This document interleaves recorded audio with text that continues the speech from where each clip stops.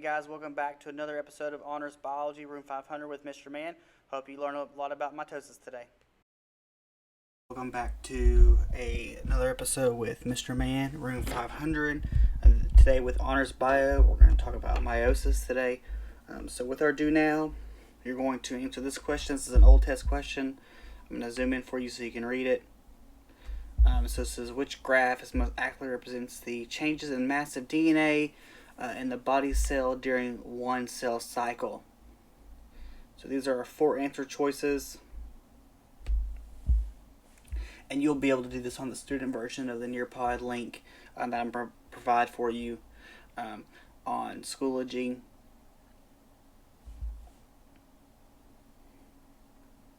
Alright, so now that you've probably looked at the answers, probably figured out which one you figured out or which one you think it could be right.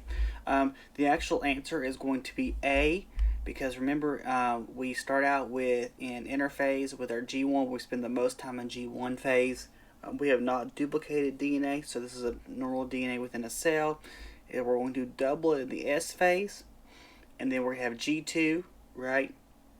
We're S, G2, mitosis, and then we're going to go into cytokinesis, and then we're going to go back into G1 phase. While this is not doubling DNA here, and we're ending with more DNA than we started with in each cell. And this one we're ending with less DNA than we started with, which is not accurate. And this one, I have no idea what's going on here with this last answer. So this is a question we missed a lot on, so I wanted to go back through that one and just kind of go through it again, just because this is going to help us when we talk about meiosis. So we're going to talk about meiosis and sexual reproduction today, because meiosis is to make gametes for sexual reproduction. So there's a couple things we should be able to answer at the end of this lecture today. Is how does the reduction of chromosome number occur during meiosis, and what is the importance of meiosis in providing genetic variation? And so before we talk about that, we want to talk about these different types of cells within our body. So we have two different types of cells in our body. We have somatic cells and gametes, or sex cells. And so our somatic cells is every other cell in the body that aren't sperm or egg. Our germ cells develop into gametes. Our germ cells are located in ovaries and testes, and these are sex cells, aka sperm and egg, and they're going to have DNA that can be passed to offspring, and they're going to be able to divide in a little bit different than what we did in mitosis. So each species has a characteristic number of chromosomes in each of these cells, and organs of the same species have the same number of chromosomes, which allows them to be able to reproduce and have fertile offspring. And at a higher number of chromosomes does not mean the organism is more complex. So kind of zooming in here real quick, looking at this, a fern has 480 chromosomes.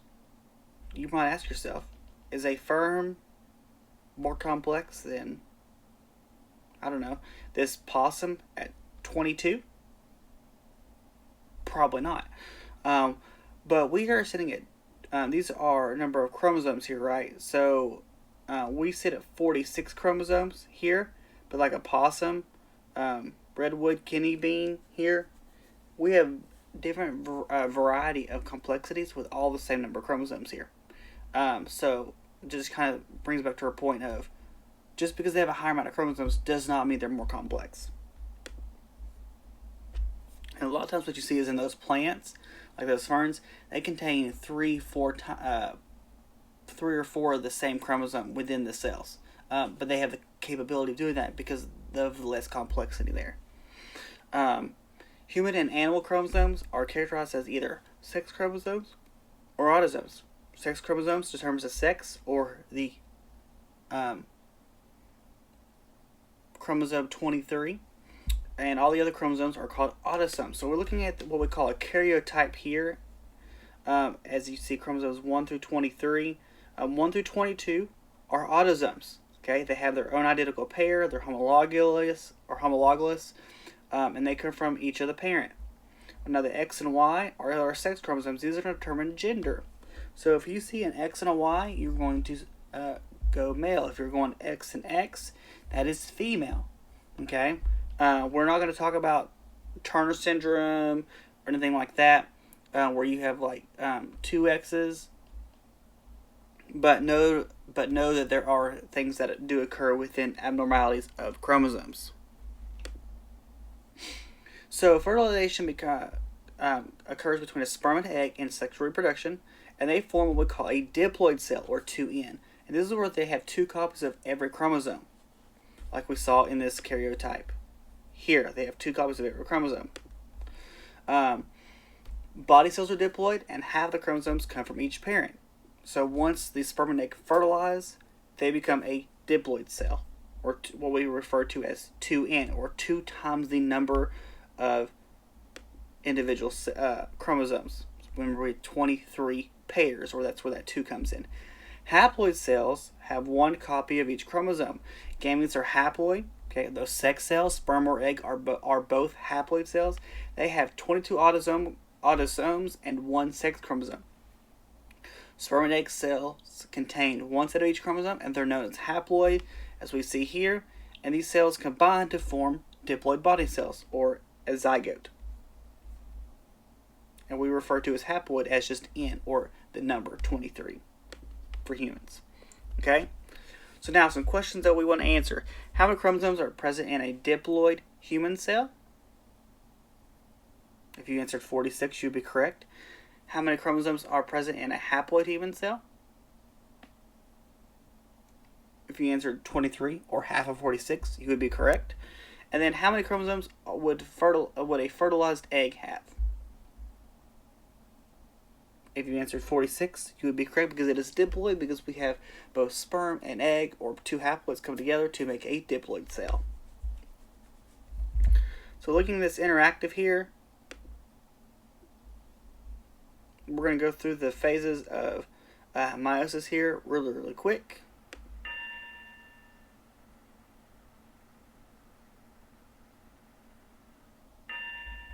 We're going to watch it one more time, just a little bit slower.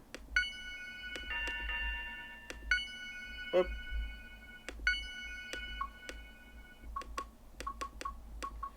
So there's prophase.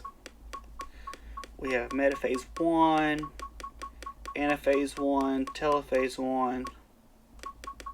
Now we're in meiosis 2. We have prophase 2.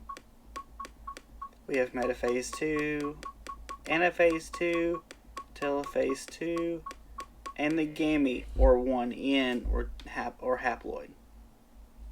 So now we're going to go back.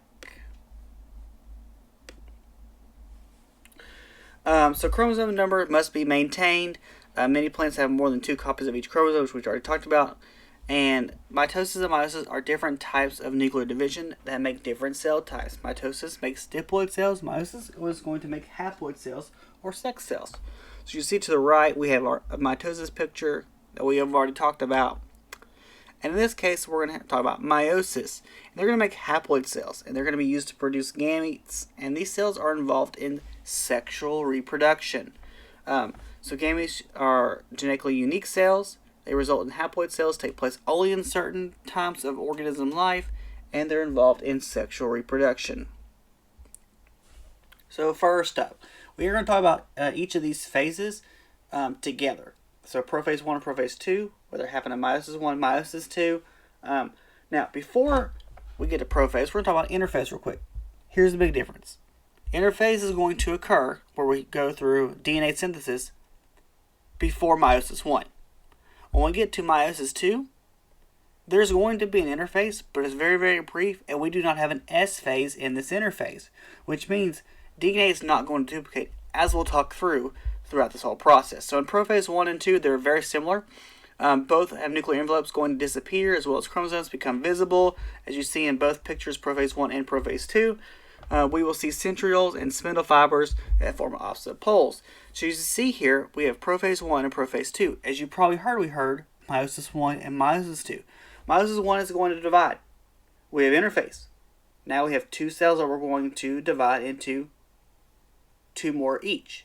So as you see, we're going to start out with 2 new cells in meiosis 2.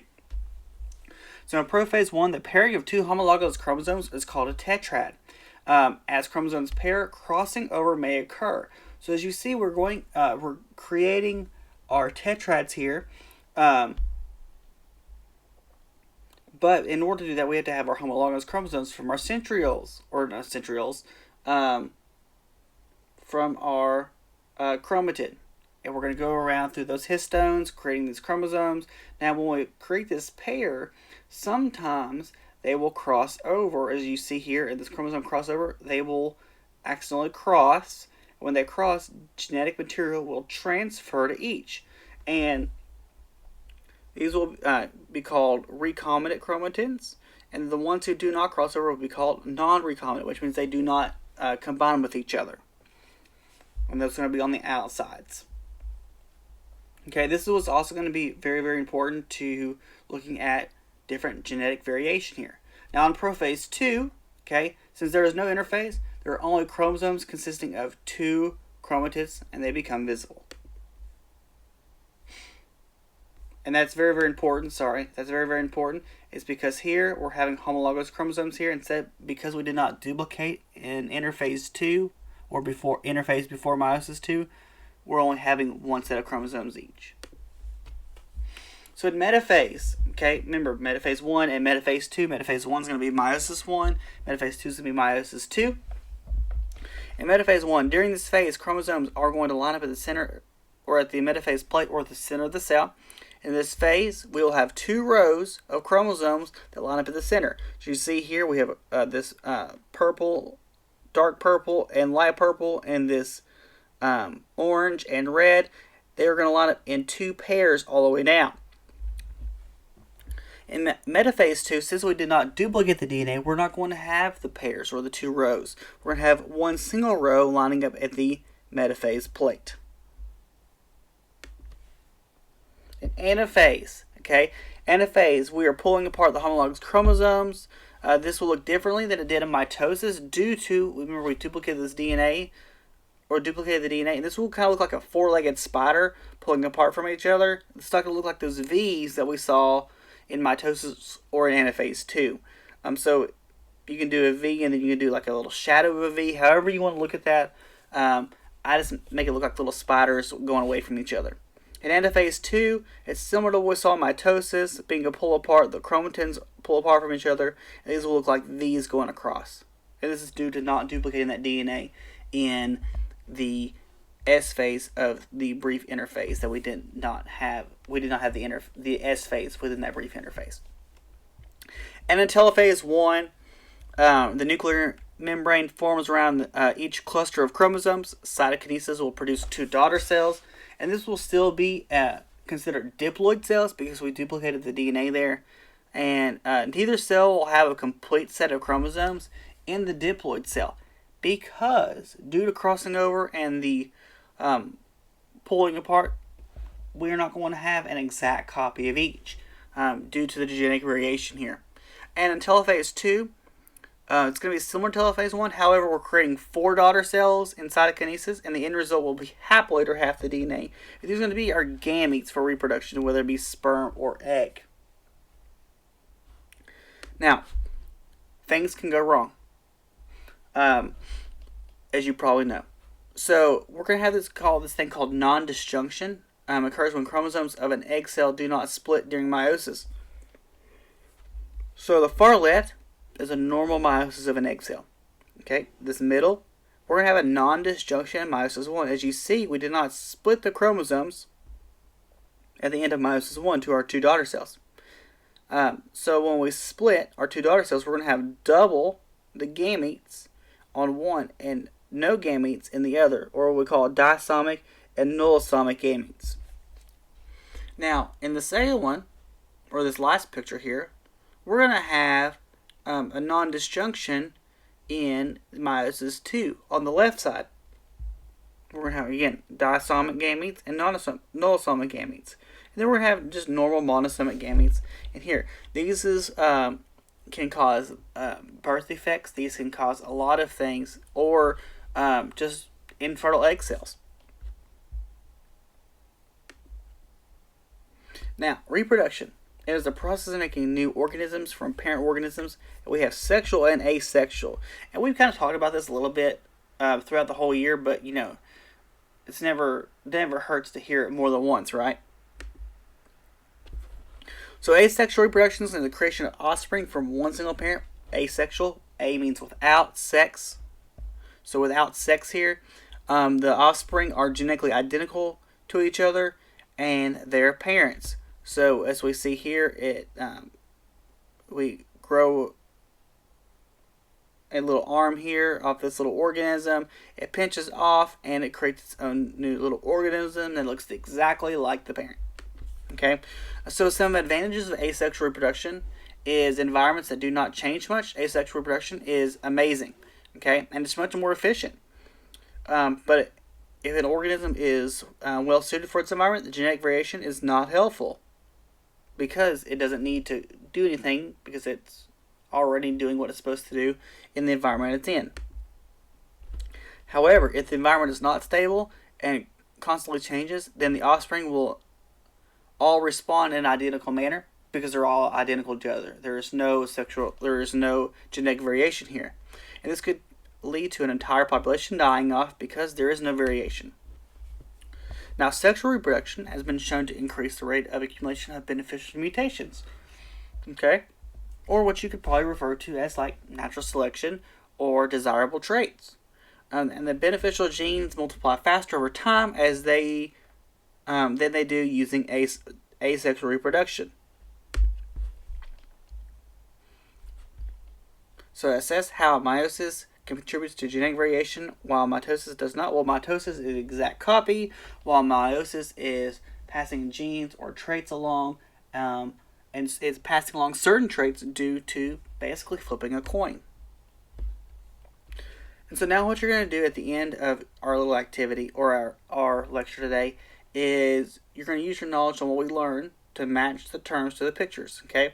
When we're talking about matching, though, what you're going to do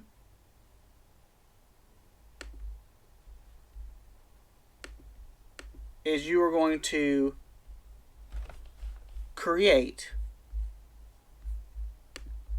let me go to Urals view, switch to student view. It's going to look like this for you. Once it switches, so this is what you're going to see. Okay, you're going to insert a text box